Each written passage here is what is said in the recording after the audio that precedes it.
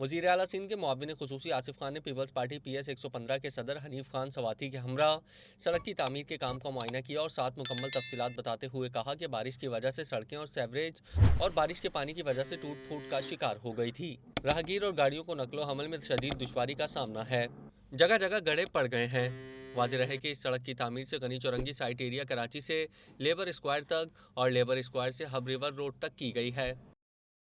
Site zone میں road بنانے کا کام سندھ گورنمنٹ کی جانب سے جاری ہے۔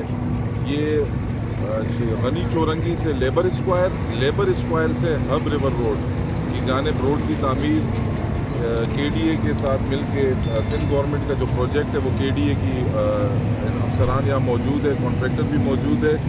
تو یہ یہاں پہ تھوڑی پریشانی تھی اور جس کے لیے ہم گائے بگائے عوام کو بتاتے تھے کہ روڈ کا کام جلد شروع ہوگا، صرف بارشوں کی وجہ سے یہ مسئلہ آیا ہوا تھا۔ تو انشاءاللہ یہ جتنے لنک ہیں یہاں پہ سائٹ لمیٹڈ میں، تو انشاءاللہ ان سب جگہ پہ روڈ تعمیر ہو جائیں گے۔ اس کے علاوہ مسان روڈ کا کام جو رکا ہوا تھا ADP، اسی طریقے سے یہ بھی ADP اسکیم ہے، وہ بھی ADP اسکیم ہے سندھ گورنمنٹ کی۔ تو انشاءاللہ مسان روڈ پہ بھی بہت جلدی کام نظر آئے گا۔